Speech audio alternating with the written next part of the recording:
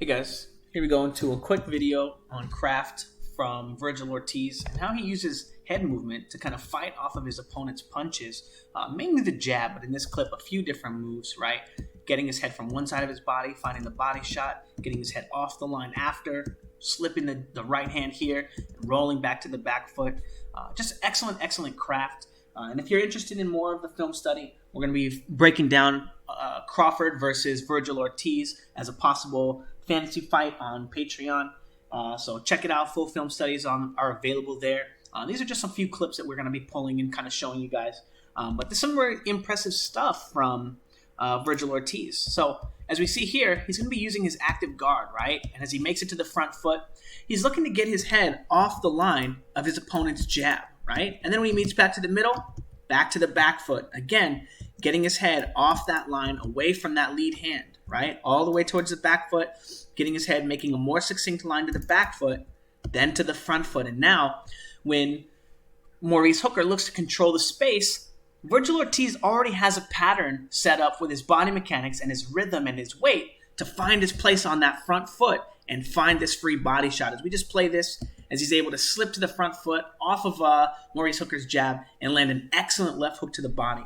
Some excellent craft from Ortiz and his ability to fight off of his opponent's jab, right? Fight off of his opponent's need to control the space between him and his opponent, right? Now, very important idea because he's a very aggressive fighter. So he's going to have this problem a lot with people trying to control him with the lead hand. And he's doing an excellent job of weaving through the line, right? And then setting up excellent punches like this. As Hooker is trying to control the space, controlling him with his lead glove, Ortiz is able to control his lead glove back and find himself back on the back foot. And now, just like before, Maurice Hooker is going to look to control him when he's on this back foot and keep him from crossing the line. But he doesn't realize that on this rhythm and on this timing, that Ortiz has already beat him to the punch. As you can see the rhythm, 1, 2, 3. And he blasts out and is able to catch Hooker before Hooker can pin him down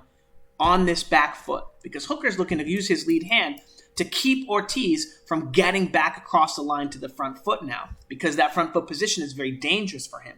But because Ortiz constantly has this rhythm, he constantly has this active guard, he's able to break that rhythm and find a free punch against Hooker, who is expecting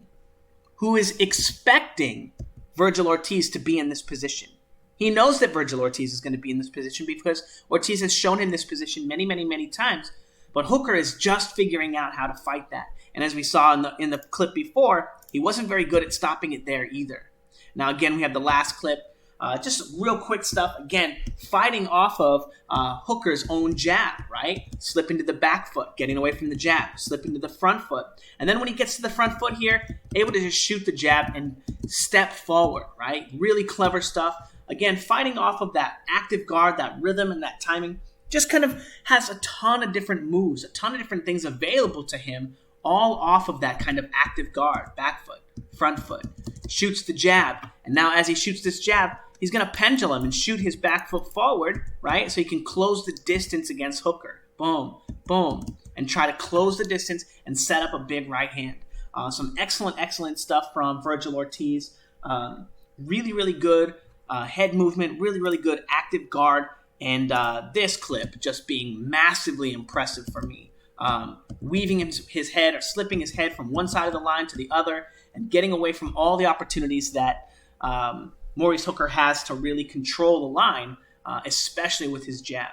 Anyway, if you're looking for more film studies like this, check them out on my Patreon. It's $10 to sign up, $10 a month.